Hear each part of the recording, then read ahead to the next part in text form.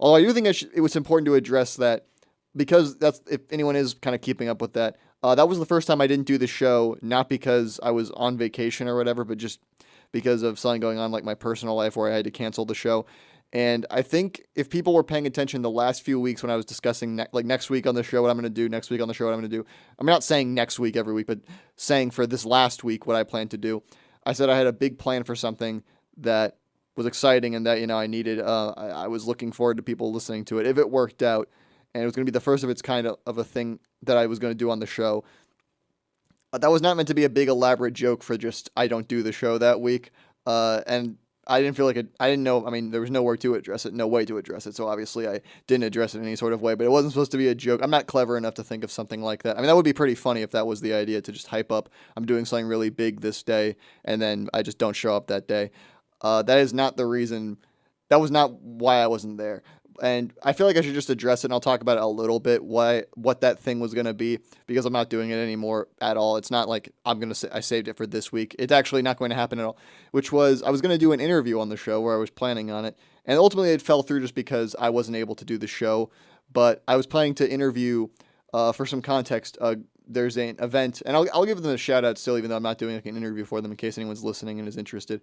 There was an event called Sex Week that's being held at Global Scholars Hall, the residence hall, where they're doing different discussions, panels, like activities based around discussing sexual topics, I guess if that's what you want to call it, or certain. It's mostly an educational thing, and I thought that would be a cool thing to interview someone organizing it on the show and talk about it a little bit. And I just kind of I had my first guest on the show, I guess that's what you want to call it, a few weeks ago. So I thought, that would be a fun thing to do. Why not, So I reached out to the people involved and saw if that would be something possible. Unfortunately, even originally it looked like it was going to be possible, but even if I was doing the show, however, it wouldn't have been able to work out because of the incident at Global Scholars Hall, which I actually plan to talk about a little bit on the show that happened last week with the, I don't really want to say anything about it because I hardly even understand what happened, to be honest. And also, when I first heard about it, I thought it was some sort of like, when I heard a knife was involved, I thought it was like an attempted knifing of students or something. And that's not what it was. So, but I don't really want to talk about and give any wrong information on accident or anything like that. I mean, not that, again, assuming people are listening, which is not really the case.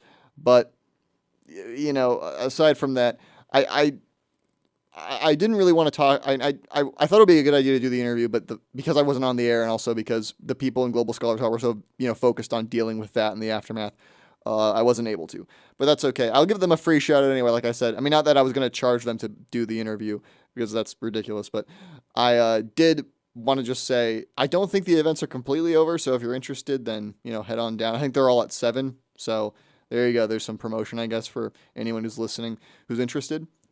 So that was what that event was going to be. I was going to do an interview for what I thought was an interesting topic. And I also mentioned that more of the show might be like that in the future, which is partially just because I plan on, it's a little bit late for this year. Assuming that I'm back next year, which I should be, I'll do more. I plan to do at least 1 or 2 this year with the time I have left, but I wanted to do more interviews and more where it's stuff besides just me talking for the whole show and playing music, which is what it has been. Not that I don't like doing that, but I wanted to do something different after a while. I mean, I've been doing the show for 6 months almost, and nearly every episode, except for the episode from 2 weeks ago, has been like that. So I wanted to do some different things for it, and I wanted to do some interviews, but I wanted to do interviews for like interesting topics. I thought that's a pretty interesting topic, Sex Week. So I was planning to talk about it. It didn't work out, but that's fine.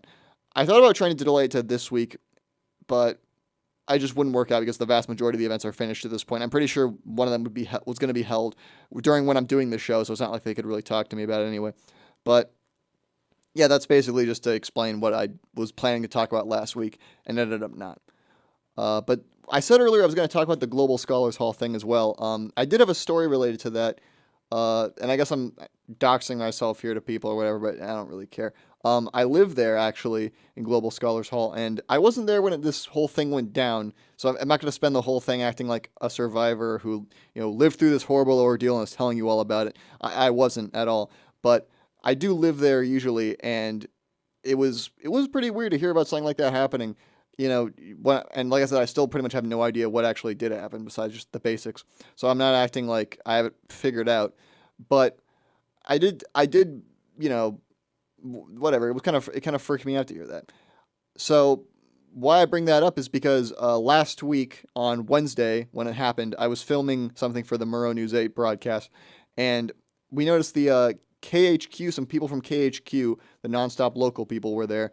And they were going to film a thing about it because, it's the news. I'm pretty sure they're based in Spokane. Maybe I'm wrong on that. But they're based in Spokane, so even though they're not in Pullman, it's interesting news. I understand why they'd want to talk about it. And they were asking me and another person who were there, if we knew much about it. And they ended up asking when I brought up, because I was just kind of like, talking to them like a normal person. Frankly, I didn't even know they were going to film anything right there. They asked if I brought up offhandedly that I live there. And they asked, well, do you want to be on the news and talk about it? And I'll tell you what, one of my only ambitions in life, I don't have like a bucket list or anything, but is to one day be on TV. So I told them, yeah, I'll talk about it. I warned them that I wasn't there when it happened, so I didn't know exactly what to talk about. It was only a few questions long anyway, which I expected. I know they're short on time and they have stricter deadlines, but it was only a few questions just about how I felt about it and stuff. I'm not trying to expose them or anything. I don't know if this is stuff I didn't sign anything, so I'm sure I'm fine, but I'm not trying to expose their business practices or how their newscast works. But I did think, that'll be it'll be fun to be on the news, finally accomplish one of my only goals in life. Unfortunately, I couldn't watch it on the TV because, well, I don't live in Spokane, so I don't get the local coverage. And even if I did, though, I don't have a TV. So, I know a lot of people in like dorms or apartments or whatever have TVs. I'm not one of those people. I don't have a TV. I don't really plan on getting one because I don't really watch much of what's broadcast on TV anyway. So it would just be kind of a waste of money. But I did know I wouldn't be able to watch it on TV, but I figured I could watch it somewhere. And I probably made myself look a bit like an ass when I asked after we filmed it, I really want to see myself on TV, so can you send me a link to where I can watch it? Although they just told me I could go to the KHQ website to find it, and I did. So I thought I would play, just for a bit of a laugh. I thought I would play that. Maybe not. I shouldn't say a laugh because it's kind of it's obviously a very serious thing. I mean, I know no one died, but it's obviously a serious thing. But here's some audio of myself on the news, and I played. I spaced it so to where they give a little bit of context right at the beginning. Discharge his firearm. I talked to a student here who lives on the same floor that this happened. They said it goes to show that something like this can happen at any time. It kind of freaked me out. I mean, if I'm able to, I'm still going to go back to my room and try to get on with things as usual. But it's like, dang, it kind of makes you think. As is the case. Yeah, how do you like that read there? I'm going to go back to my room. Yeah, but it kind of, makes you think dang, this could, happen, anywhere. And if I'm going to be honest, the reason I was talking like that was I was kind of nervous about the thing, or not nervous, but excited about the thing because, I was finally on the news. I accomplished my one goal. I have nothing else I have to do in life. I'm quitting the show after this broadcast. I just wanted to say that on the air. After this, I'm done. It's over. I'm quitting school after that. I've accomplished the only thing. Everything in my life was building up to be on TV at some point. But no, to be serious, I do kind of say and like a lot when I'm talking. I do it on the show, I'm sure, a lot. And I'm pretty sure I do it more when I'm just kind of talking off the cuff like this than any time because, not to destroy the behind the scenes magic here or whatever, but I usually am reading off notes a lot of the time during the discussion segments because I can't remember everything I'm going to say. So that's a lot more, I feel like, polished when I'm speaking. Right now, I mean, I do my best mentally to not say or like unless I feel like I have to, but I do say it a lot. I just kind of speak fast in general. I read fast, I speak fast. I don't really know why, I just kind of do. And I was listening to that, I was like, that was a lot even to that extent. So I kind of, maybe if I could have taken a second, I would have said it differently. I was also kind of speaking quickly because I remember it being pretty cold that day. It was raining, and I was wearing a suit that day too for unrelated reasons, which I'm really glad I did because this was my first appearance on TV. Well, technically not. I'll get into why technically I've been on TV before in a second, but my first starring role on TV, and I wanted to look professional for it, so I was happy about that. And I was kind of shivering a bit, so I was trying to speak fast so people wouldn't detect it. I don't really know if that worked or not, but, you didn't detect that, I guess, but you did detect me speaking like an idiot anyway. But if I could go back, maybe I would have said it differently, but I'm happy. I was on TV. I'm not going to be picky about the details. I was on TV, and that's all that matters. That's all that I wanted. So, I'm not going to complain too much about how it actually came out. And I thought that, I tried when I was talking to think of what would be sound the smartest to say, saying something like profound, like how it could happen anywhere because it happened here. Yeah, I'm sure that's a cliche people have heard a million times, but whatever. I guess I couldn't think of something better to say. Although I also wanted to point out, I mentioned that I wanted to try to get back to my room when all this was done. Because I have, a job where I have to do other things, and sometimes I stay late. On Wednesday specifically, I stay late to work on it. I didn't get back to my place until 8, and I was able to get back in. Although I did hear, and I'm not trying to spread rumors or anything, and I understand why. This isn't me criticizing the police or the administration or whatever, but I understand that at first people couldn't really go in right away because they were just trying to make sure everything was safe. I understand that, so. Yeah, it ended up working out okay for me in terms of I could go back to my room, which I was happy about. Although there was still police tape and police in the building when it happened. And I'm not sure exactly if this is true, but from what I heard, I think it was because they were trying to like secure the area and make sure that no one got hit when they fired, which is probably a good idea. Although I was wondering, what were they? I know the incident happened at something like 11 or something like that, 11:30, and I was wondering, I guess they had to check with nearly everyone in the building at the time to make sure they were all right. I mean, I guess that's the responsible thing to do, but I mean, they can stay as long as they like. I'm not criticizing them really or anything, but I wonder what was taking so long. But anyway, I'm not going to complain again, as I said, because I got in right when I came in. Although I'll make this part quick. I did mention that I technically have been on TV before.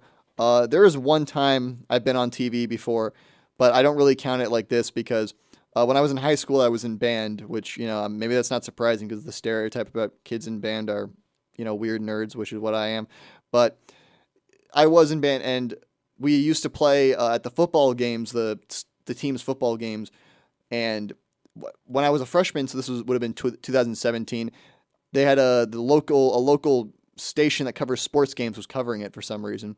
And they did a few shots of the crowd that included the band. I mean, it's a high school football game. I didn't go to one of those fancy high schools where they had a whole stadium. We just had bleachers. So I was in a few shots of that. I don't really count that, though, because I don't know what it was, but I was not really the focus in any of those shots. I was always kind of, right to the side of whoever was in the focus, and it was usually me turned around or something. So I don't really count it. Also because it was some crappy, local station that you had to pay a super advanced cable package for, I'm sure, to get. So I don't really count that in the same way. But I guess that technically counts. I was happy with it at the time. But this is, my starring role. They put my name. They include dialogue from me, and it's on a network. I mean, it's on a local affiliate of a network, but it's on a network. So this I really account as, achieving that dream. So if I could go back in time and tell my 10-year-old self anything besides, to brace for disappointment, I would tell him that he did accomplish his one dream in life. So there you go.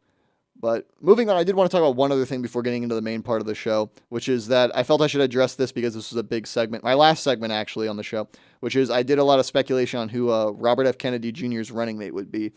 And I'm going to be honest, I think some people didn't like it, but I think I wasn't joking around with some of those choices. I was being serious.